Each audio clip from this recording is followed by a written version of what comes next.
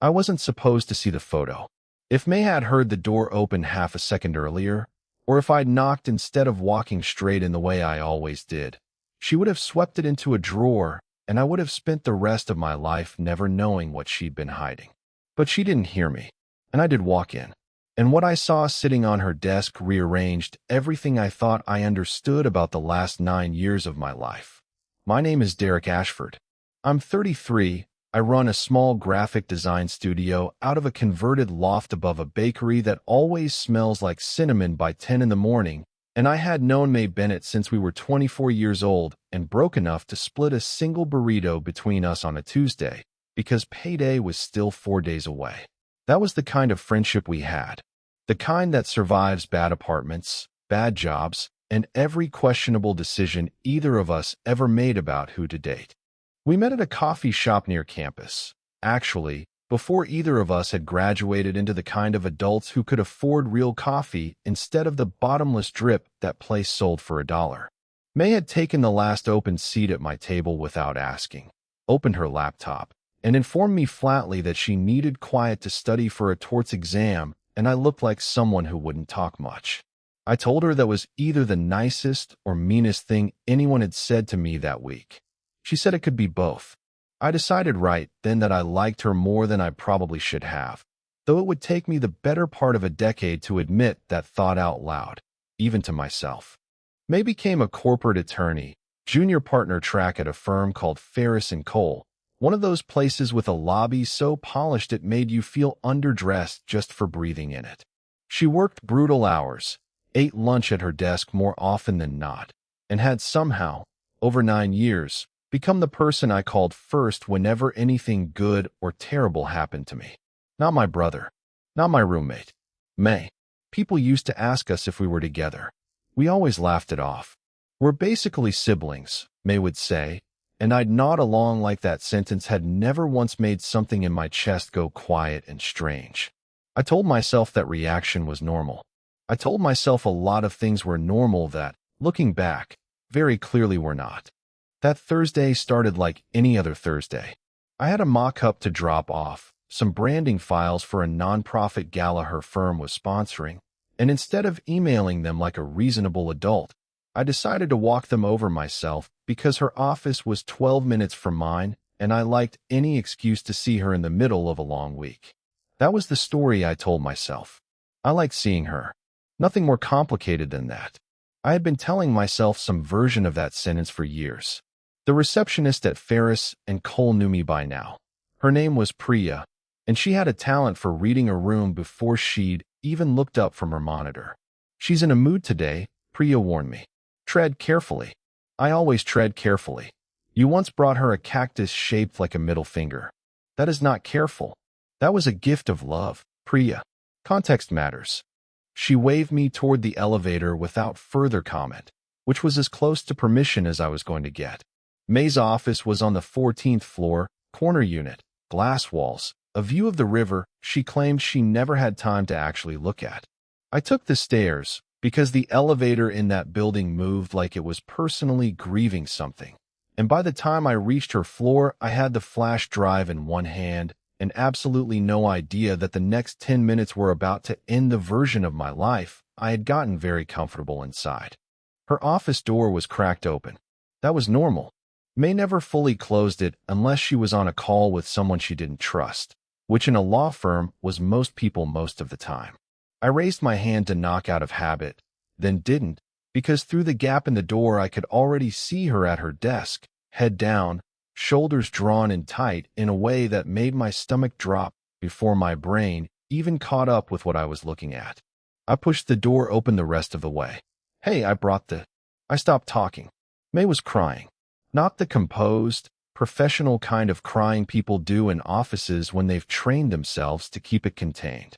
Real crying. Her mascara had given up somewhere around the second tissue. There was a small pile of used ones in the trash can beside her desk, and her hand was pressed flat over something on her desk she clearly hadn't expected anyone to see. She looked up fast, swiping at her face with the back of her wrist. "Derek. God. I didn't hear you." "May, what happened?" I was already crossing the room. "Are you okay?" Did something happen with a case? Did somebody say something to you? I'm fine, she said, which was the least convincing sentence I had ever heard a lawyer produce, and lawyers produce unconvincing sentences for a living. That was when I saw it properly. The photograph under her hand. She tried to slide it beneath a folder. Too late, too slow, her fingers not quite fast enough to outrun my eyes. It was a photo of me, not a recent one. It was from years ago, a summer trip the two of us had taken to a lake house that belonged to her cousin, both of us sunburned and laughing at something neither of us could probably remember anymore. I was mid-laugh in the picture, caught off guard by whatever she'd said behind the camera. It was a good photo. It was, if I was being honest with myself, standing there in her office with my chest doing something complicated, a photo of a man who looked like he was in love with the person taking the picture. I hadn't known that photo existed anymore. I certainly hadn't known it lived in her desk drawer, close enough that she could pull it out on a bad day and cry over it in private.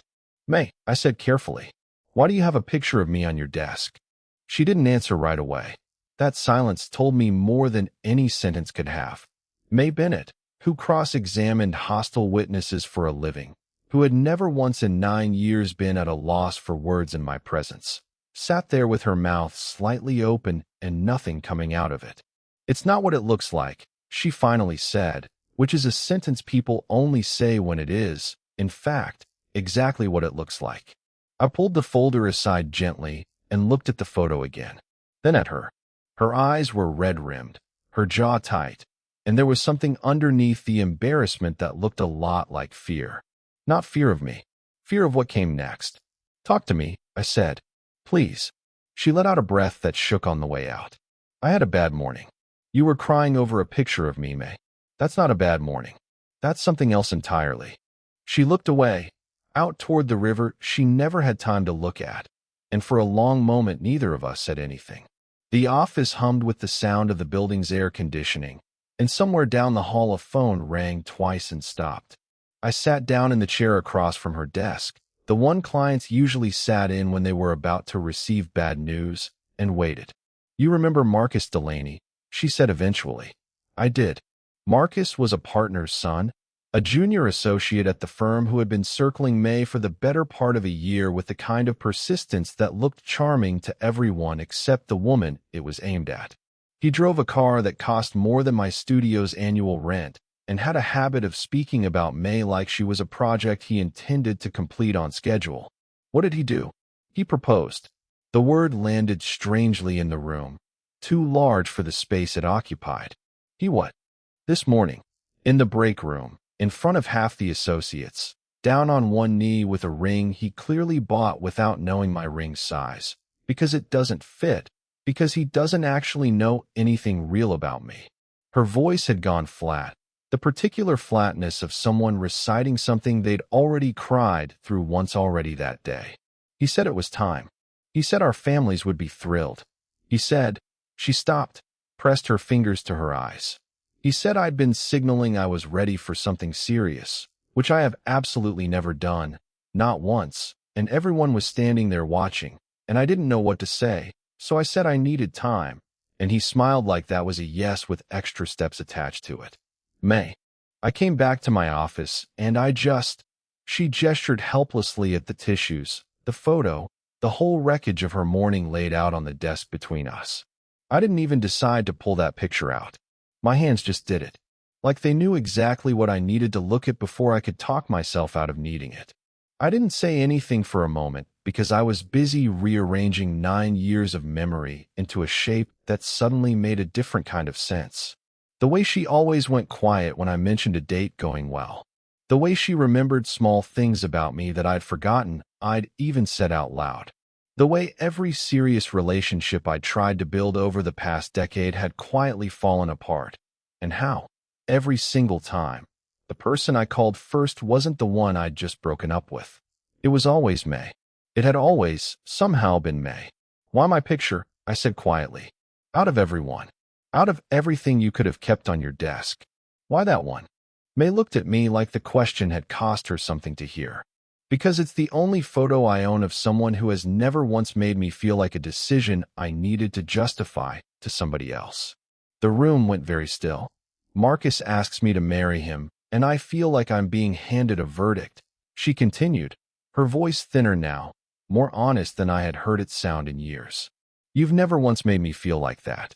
You've never made me feel like I owed you an explanation for existing exactly the way I am, with all my strange hours, and my short temper, and my terrible taste in takeout.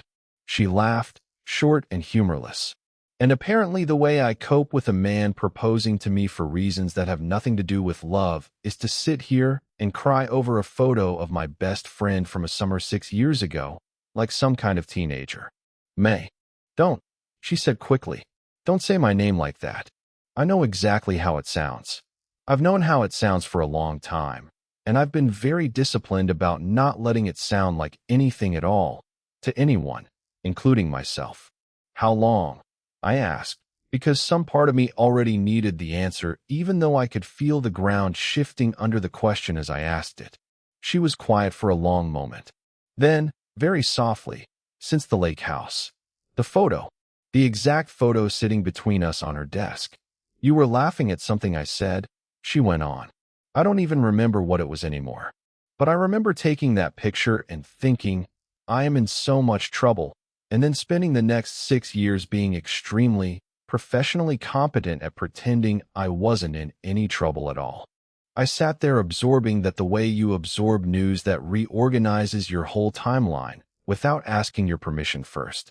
Every dinner, every late-night phone call, every time she'd shown up at my apartment with takeout because I'd had a bad day, every time I'd shown up at hers for the exact same reason.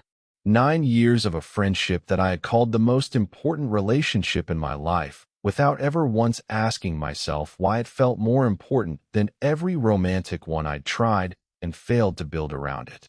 I need to tell you something, I said, and I need you to let me get through it without deciding what it means before I finish. May's eyes came up to mine, wary, guarded, the courtroom instinct kicking back and even through the tears. Okay. Every relationship I've ever had has ended the same way. Not because the other person did anything wrong. Because at some point I compare how I felt with them to how I felt with you. And you always won, every single time, and I never let myself sit with what that actually meant, because it was easier to think of you as the one constant thing in my life instead of the thing my whole life was actually organized around.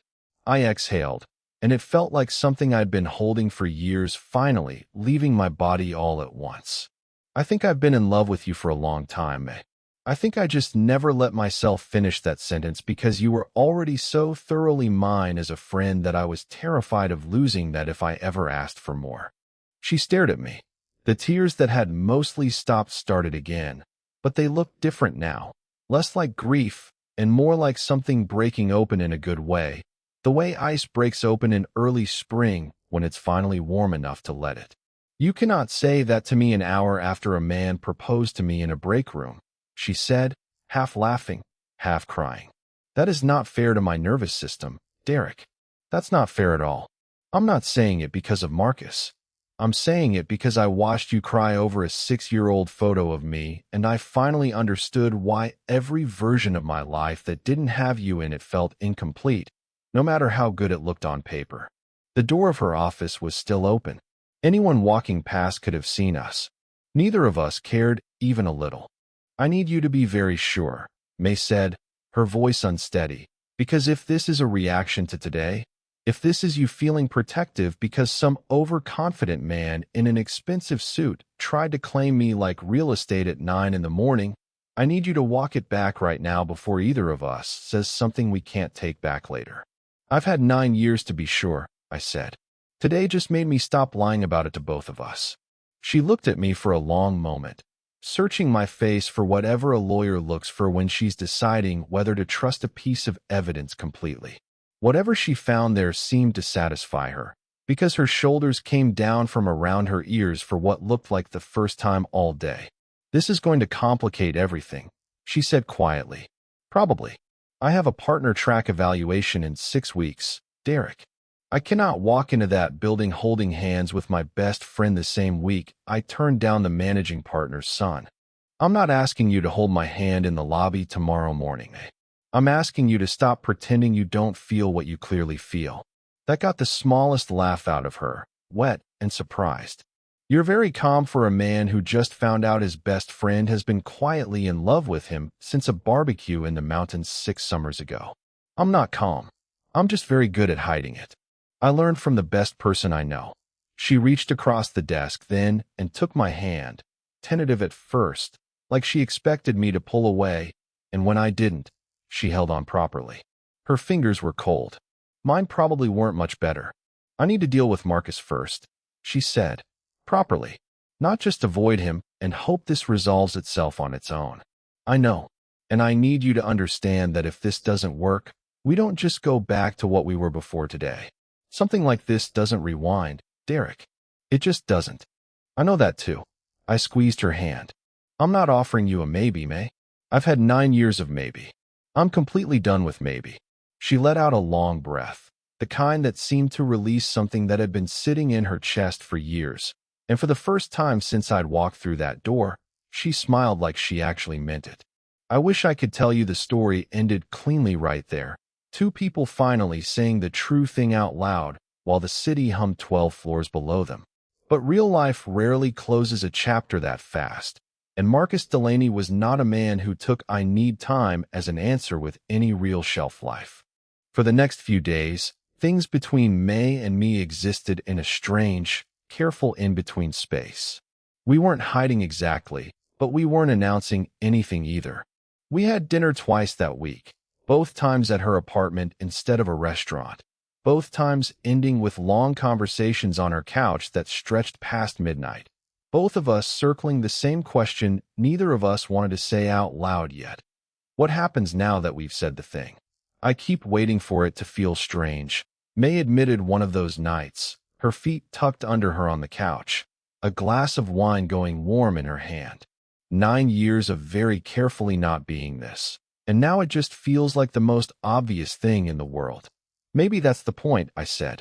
Maybe it was always supposed to feel obvious. We just spent 9 years finding creative ways to ignore it. That's a very generous way of putting it. I'm capable of generosity occasionally. She threw a couch cushion at me for that, and I caught it. And for a moment it felt exactly like every other night we'd spent together over the years. Except now there was nothing underneath it we were pretending not to notice. But Marcus found out about us 9 days later, and he did not find out gracefully.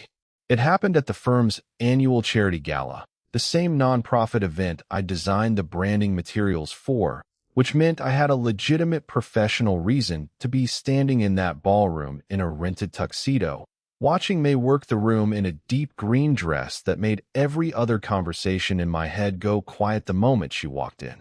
We hadn't planned to make anything public that night.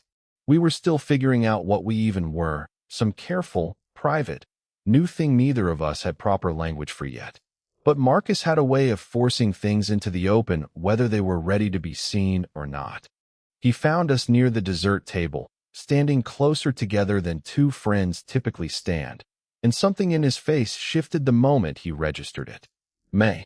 His voice had the practiced smoothness of a man used to controlling rooms. I've been looking for you all evening. I thought we still needed to talk about my proposal. Marcus, I told you. You told me you needed time. He glanced at me, then back at her, and his jaw tightened in a way that made the polish crack just slightly at the edges. I didn't realize time meant bringing your.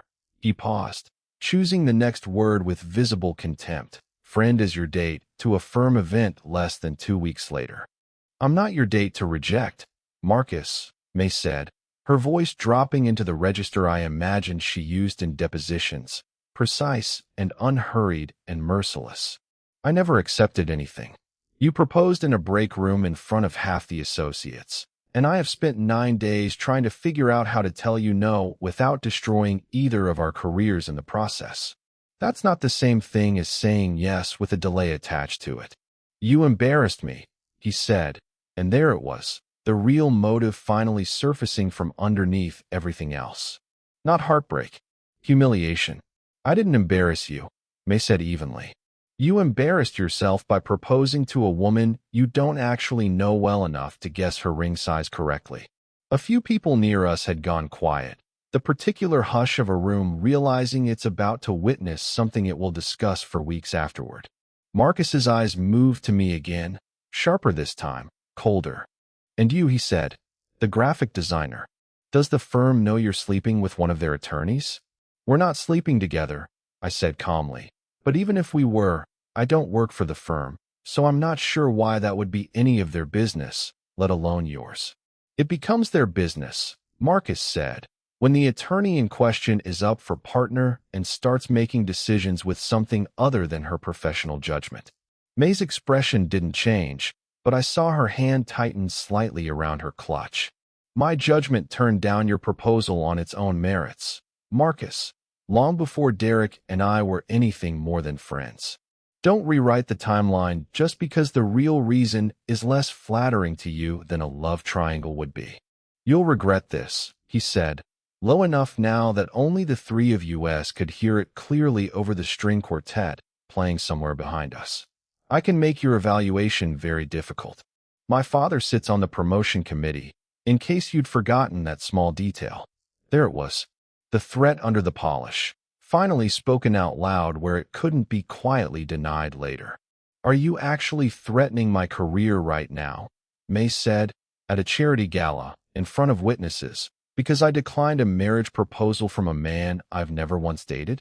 Marcus seemed to hear how it sounded the second it left his mouth, but pride is a stubborn thing, and instead of backing down, he doubled down the way men like that usually do when cornered in public. "I'm simply pointing out that decisions have consequences, May. That's all I'm saying." "They do," May agreed. "Let's talk about the consequences of a partner's son threatening a colleague's evaluation over a rejected proposal, in a room full of firm leadership, several of whom I can see very clearly listening to every single word you're saying right now." Marcus's face went through several expressions in quick succession before settling on something close to panic. He glanced around and realized, a beat too late, that May was right. The managing partner, a sharp-eyed woman named Renata Cole who had built her career on never once missing a single thing said in her presence, was standing not 15 feet away with an expression that suggested she had heard every word of the exchange from the very beginning. "Marcus," Renata said, stepping closer, her voice carrying the particular calm of someone who has spent decades being the most powerful person in every room she chooses to enter. "My office. Monday morning, 8 sharp. We'll discuss what I just heard in considerable detail." Marcus opened his mouth, closed it again, and for the first time all night looked genuinely small standing there in his expensive suit. He left without another word, weaving through the crowd like a man trying to outrun his own reputation before it caught up with him completely. May exhaled slowly beside me. "Well," she said, "that was not the plan for tonight." "No," I agreed. "But it worked out better than the plan probably would have." Renata approached us then, studying May with the kind of assessing look that had probably ended careers and made others in equal measure over the years. "Ms. Bennett, I'd like a word, if you have a moment to spare." May glanced at me. I nodded, stepped back to give them space, and watched from a polite distance while Renata spoke to her quietly for several minutes near the edge of the dance floor. Whatever was said, May's posture shifted partway through, her shoulders coming down, some visible tension leaving her frame for the first time in weeks. When Renata finally walked away toward the bar, May came back to me with an expression I couldn't quite read yet. "What did she say?" "She said Marcus has a pattern," May said slowly, like she was still processing the words herself. "Apparently, I'm not the first woman at the firm he's tried to pressure like this.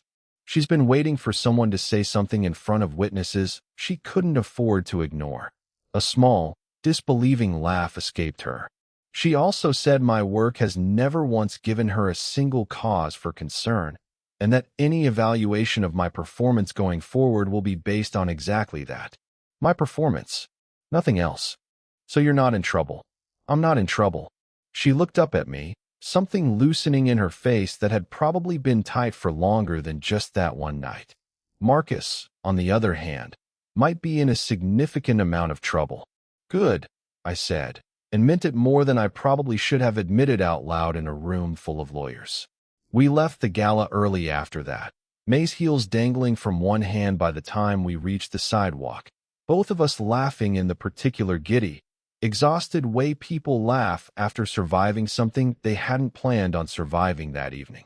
The city was doing its late evening thing around us, taxis and streetlights and the low hum of a Friday night refusing to end just yet. And May stopped walking halfway down the block and turned to face me under a street lamp that made her look, if I'm honest, like something out of a memory I hadn't made yet. "Can I ask you something?" she said. "Always. You know that. Are you sure about this? Really sure? Because I've spent 6 years building a very careful wall around exactly what I feel for you.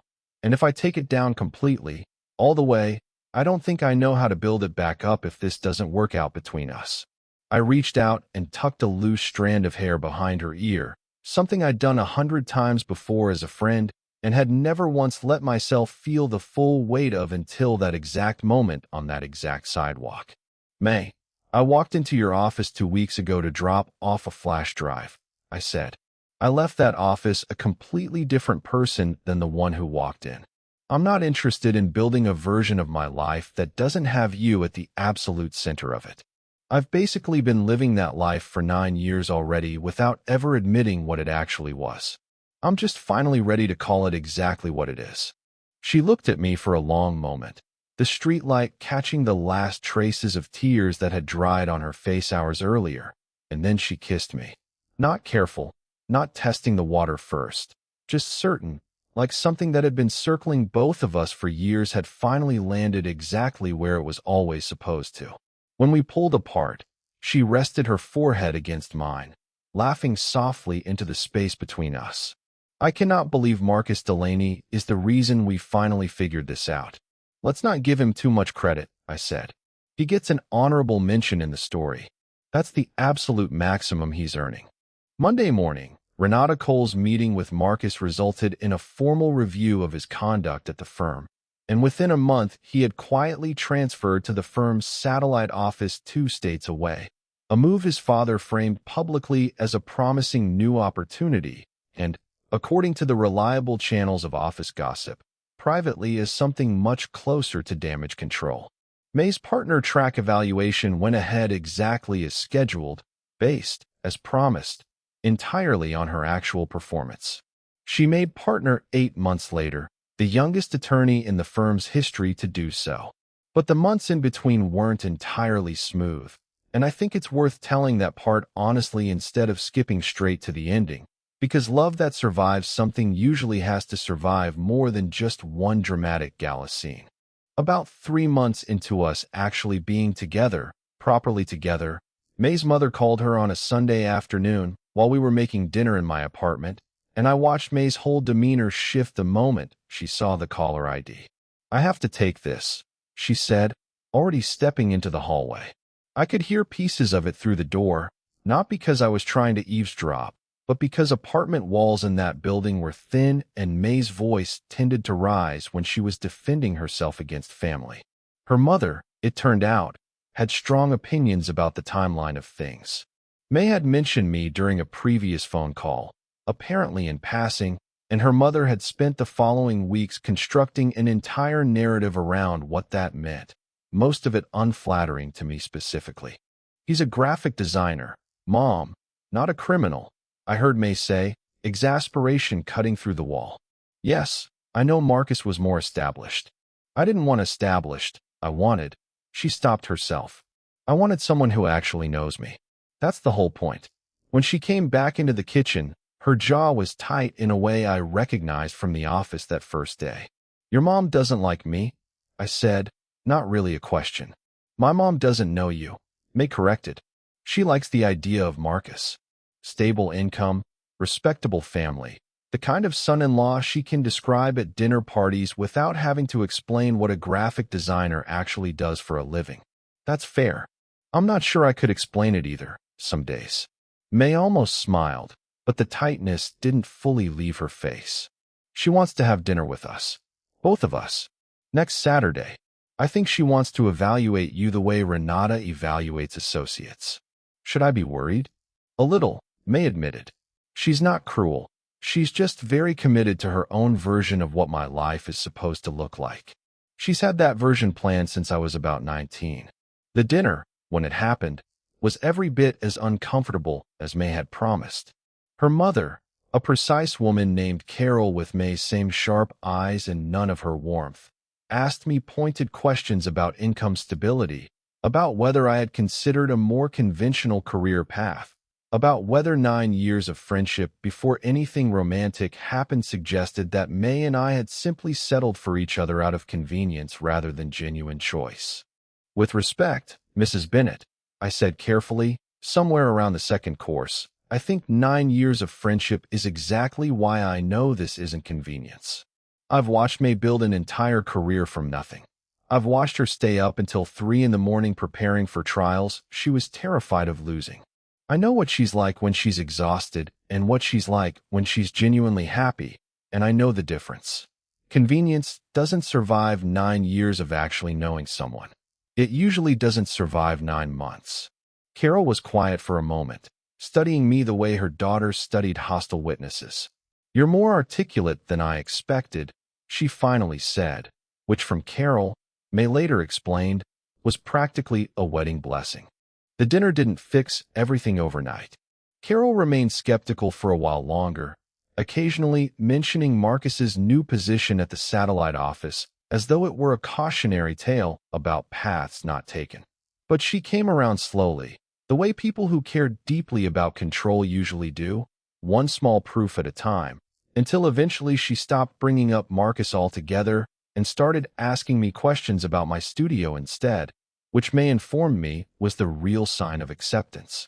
There was one more test we had to pass before any of that, though, and it came from a direction I hadn't expected at all. My own sister, Callie, who had known May almost as long as I had and had, apparently, developed her own private theory about the two of us years before either of us admitted anything out loud. You waited 9 years, Callie said flatly. The first time I told her May and I were together, sitting across from her at her kitchen table while her toddler smeared applesauce across a placemat between us. 9 years, Derek. I used to make bets with my husband about which one of you would crack first. You never said anything. Why would I? You two would have denied it so hard I'd have needed a lawyer just to survive the conversation. Which, conveniently, you now have access to.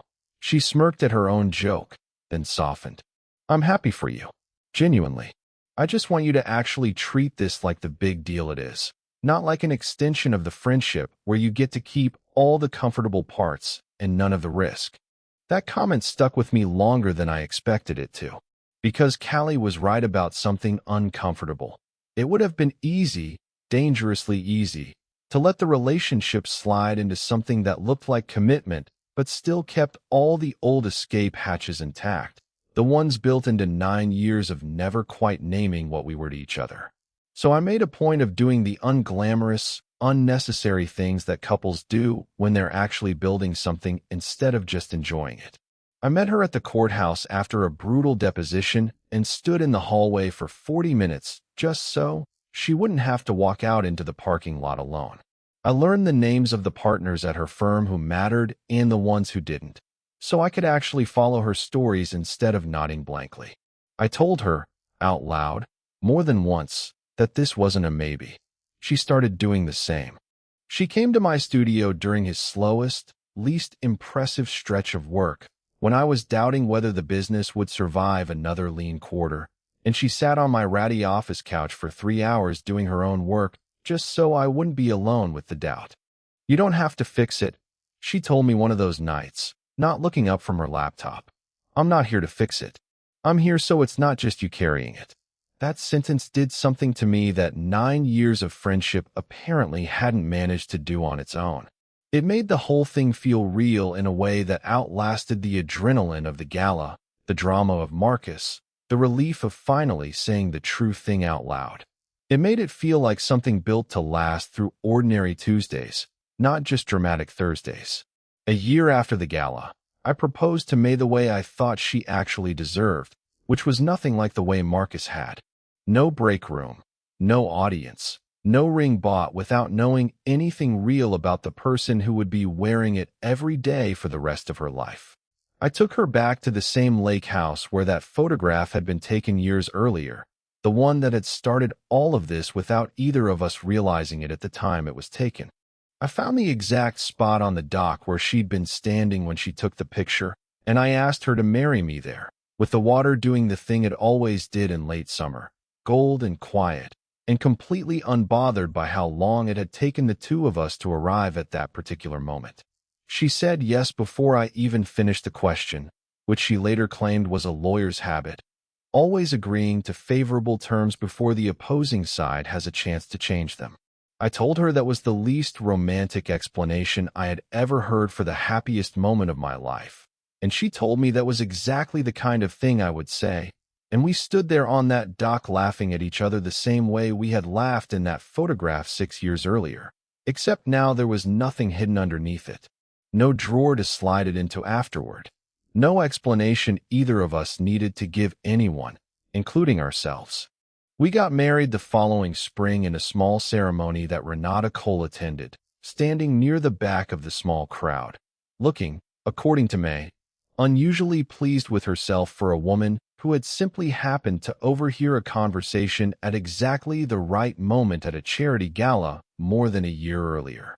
Carol cried through the entire ceremony and later admitted, after 2 glasses of wine at the reception, that she had actually liked me since the dinner but had wanted to make sure I could handle a little pressure before she said so out loud. May kept that old photograph, the one from her desk, the one that started everything between us without either of us planning for it to. It's framed now, sitting on a bookshelf in the living room of the house we bought together 2 years later, instead of hidden away in a drawer where nobody was ever supposed to find it. Every time I catch her looking at it, she still gets that same small, private smile. Except now it isn't sad the way it was that Thursday in her office. Now it's just the truth, finally allowed to sit out in the open where it always belonged, where it probably should have been sitting the whole time. Sometimes people ask us how we got together, expecting some tidy, simple story they can repeat easily at parties. May usually just says, he walked in when he wasn't supposed to. And I always add, and she was crying over a photo she never should have kept where I could possibly find it. Both answers are true. Neither one is the whole truth. The whole truth is that some love spends years disguised as friendship because admitting what it actually is feels too dangerous to risk losing what you already have. And sometimes it takes someone else trying to claim what was never really theirs to finally make you brave enough to claim it for yourself, out loud, in front of everyone who was watching. These days, when I think back on that Thursday, I don't think about the photograph first, or even Marcus's proposal in the break room, or the way the whole ballroom went quiet during the gala. I think about the 12 minutes it took me to walk from my studio to her building, the same 12 minutes I'd walked 100 times before, without ever letting myself wonder why I looked forward to them so much. I think about how close I came to knocking that day instead of walking straight in, and how differently everything might have gone if I had. Sometimes the whole shape of a life turns on a habit you never examined closely enough to question, a door you walked through without thinking because some part of you had decided, long before your conscious mind caught up, that you belonged on the other side of it. May says something similar, though she puts it more precisely, because that's what 9 years of legal training does to a person. We didn't fall in love at the lake house, she told me once, months after the wedding, both of us sitting on our own porch instead of someone else's dock. We fell in love slowly enough that neither of us noticed it happening until the evidence was too obvious to argue against. The lake house was just the first time either of us got caught. I think that's the part people miss when they hear a story like ours and want it to be simple. They want the photograph to be the beginning, the crying in the office to be the turning point, the gala confrontation to be the climax. But those were just the moments the truth finally became too loud to keep hiding. The real story was quieter than that, built out of 1,000 ordinary Tuesdays over 9 years, phone calls that lasted longer than they needed to, a friendship that kept insisting on itself even when both of us were too careful or too scared to call it what it actually was. So tell me, What would you have done if you walked into your best friend's office and found her crying over an old photo of you that she never meant for you to see? And have you ever realized, all at once, in the space of a single conversation, that the person you'd been calling a friend for years was actually the one you'd been in love with the entire time, and just hadn't found the courage to say it? Tell me your story in the comments below. If you like this one, leave a like, subscribe to the channel, and I'll see you in the next video.